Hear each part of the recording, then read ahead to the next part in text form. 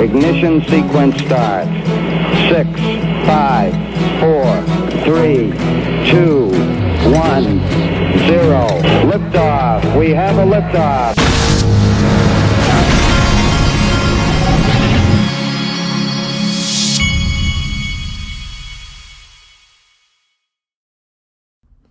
Hey everybody, this is the Digital Asset Investor, and look at this from Uphold, who is one of my sponsors, where you can buy XRP.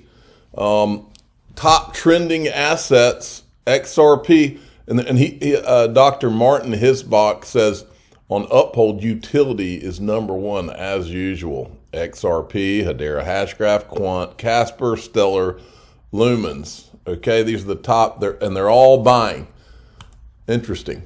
Okay, interesting interaction here with David Schwartz. If Ripple gets outright victory in lawsuit and SEC appeals the appellate court, what happens in the interim? Does Ripple have a green light to operate in the U.S.?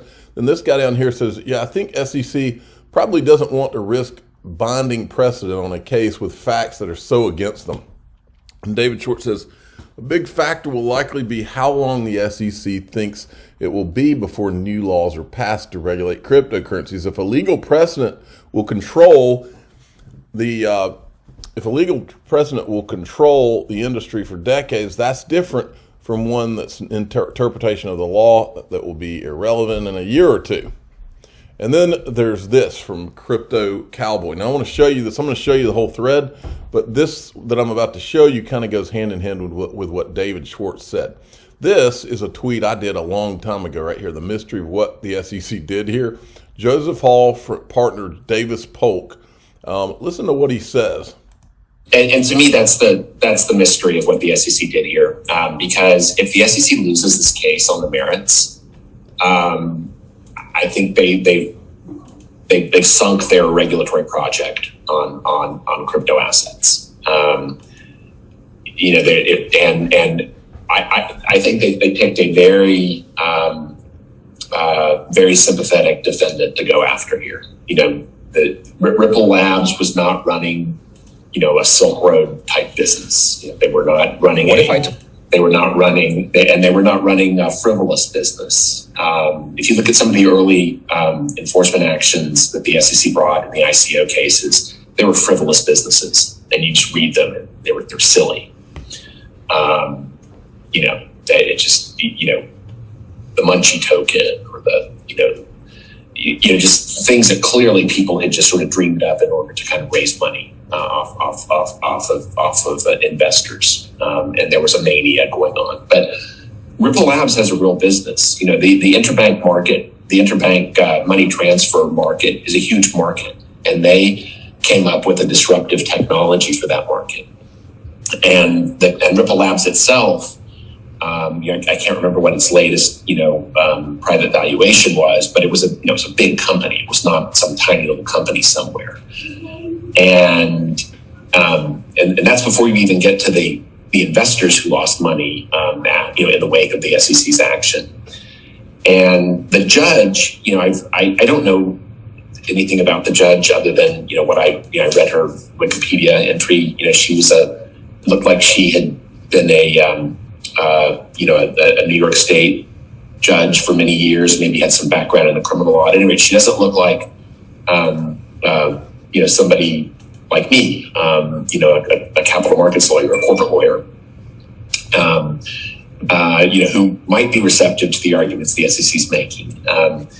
The SEC brings cases all the time that I, as a securities lawyer, think this is a slam dunk. Well, of course the SEC is right. And sure enough, they get in front of a federal court, where the judge is not somebody who spends their days obsessing over the federal securities code. And they kind of look at it from a more practical perspective and they say, what the hell are you doing? And I think there's a big risk to the SEC that that's what's going to happen to them here. That a judge is going to see a legitimate business that was shut down for all intents and purposes, or will be shut down for all intents and purposes, after they have been operating for many years. Again, on the last day of Clayton's tenure. And those are bad facts from the SEC's perspective. And, what the old saying, bad facts make bad law, is true. And I think the SEC is really at risk of having of having their regulatory authority throttled back here. Yes. So yeah, this is the SEC mystery. Now look what Cowboy Crypto, who, by the way, he's the official cowboy of the Digital Asset Investor channel. And you don't just get titles like that. You have to earn them. But he's got a great thread here where he shows you all this stuff is starting to line up. The judge presiding over the Sam Bankman-Fried. Remember, they didn't go after Sam Bankman-Fried. They planned with Sam Bankman-Fried. The SEC did, and the CFTC. They went after Ripple, who was not accused of fraud. Judge presiding over SBF is Ronnie Abrams, who is married to Greg Andres. Greg is current partner at Davis Polk and Wardell. Let's take a look at a few connections at Davis Polk. Here's the second part. Amy Burkhart, the SEC trial attorney, happens to be ex-Davis and Polk. Timothy Steinert, who's with Hinman, was with Hinman at the Alibaba IPO, also ex-Davis Polk. Okay, there she is. That's her right there. And then this is Timothy Steinert, who, that's him right there, I guess. There's Bill Hinman with Alibaba, right? And then we go down, that's the video I just showed you. And then Davis and Polk, a top donor for Kirsten Gillibrand, same woman who's Bitcoin, Ethereum, right? With Cynthia Loomis. And then down here, this is a tweet from Crypto Law on 9/5/17. Bonnie tells Hinman it would be great to have Jay too at an ad hoc dinner hosted by the firm Davis and Polk. Hinman accepts himself and Clayton, and they eventually confirm to attend when he's not supposed to attend. With Joshua Bonnie, he's not supposed to have anything to do with the people from his firm. Senate hearing of Davis and Polk, representing many crypto industry players, is now speaking. She calls stablecoins part of evolution of finance. And then Barry Silbert, the folks at Davis Polk just put up a great website with Bitcoin regulation resources. Yes, that Davis and Polk. Yeah, the official cowboy's been working hard. Now check this out. John Deaton tweets this out. The SEC seeks to seal from public the entire Hinman drafts and emails regarding his speech, although the judge declared them not protected privilege. I wonder why. See, I think it's all on the line for Gary, and that's why I keep saying this is going to settle, because I think that Gary doesn't have the guts to go all the way with this. I think Gary is one of those guys that's in self-preservation mode. I think that's his whole career. It's all about him and his next step. I think that's who this guy is. He'll throw any of the people that work with him under the bus. I think it's all about Gary, always has been, and I think he's one of those guys that saves his own skin first. And if saving his skin means to preserve the SEC's ability to go after other projects, I believe he will settle with Ripple so that those Hinman documents are not seen. He doesn't want that can of worms opened up. That's just what I think. I could be wrong, but that's what I think. I'm still calling settlement. We're never going to see those documents, and they're asking for them to be sealed. Now, it would be a travesty if this judge allows them to seal them without that being a settlement negotiation issue.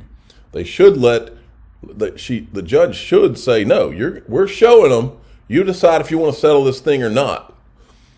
Dark Defender looked behind, and I looked behind and realized we had been walking an incredible journey with XRP for a long time. It wouldn't be possible without you. RSI is at the lowest ever, like 2017, with a price on support above 33. Fingers crossed.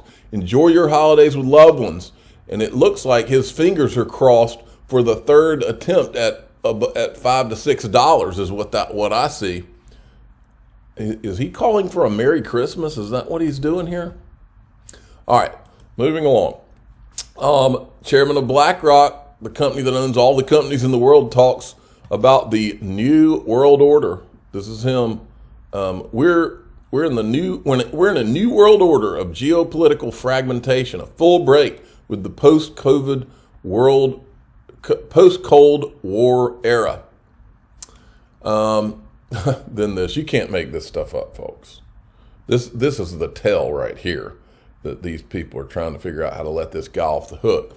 SBF bail agreement, it keeps getting worse. SBF was released on his own signature and those of his parents. That's it. The only security listed for the alleged $250 million bond is the parents' home. No other cash, property, or surety.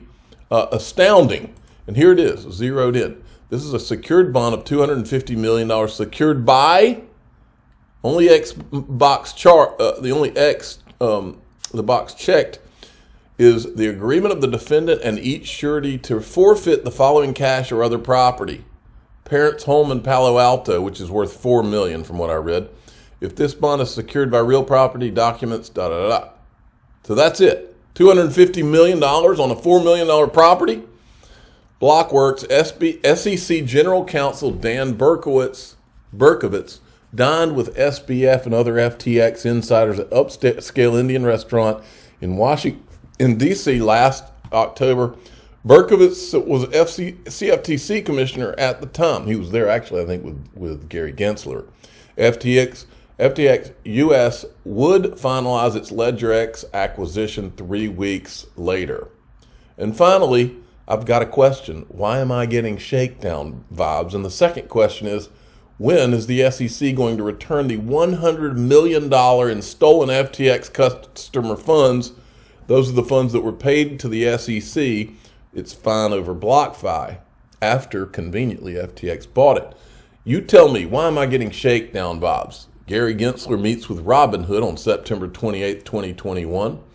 August 30th, 2021, Robinhood tanks after SEC chair tells Barron's that banning payment for order flow is a possibility. August 3rd, Robinhood CEO shuts down FTX and M&A chatter, says he has money to do his own deals. Then May 12th, 2022, FTX CEO Sam Bankman-Fried buys 7.6% stake in Robinhood. Then we have this, of course. BlockFi agrees on $100 million in penalties to pursue registration of its crypto lending product, February 14th, 2022. Then, July 1st, 2022, FTX signs deal with option to buy BlockFi for up to $240 million. That's kind of interesting because that way you buy them for $240 million. Does $100 million of that go to the SEC? I don't know. Good question, isn't it? Are they don't they need to return those funds? A lot of politicians are being asked to return their funds. I'm the digital asset investor. I'm not an investment advisor. This is for entertainment purposes only. Please subscribe, hit the like button, and tell your friends and family that I think that they need to return that $100 million. It's only fair to those customers who were defrauded. Thank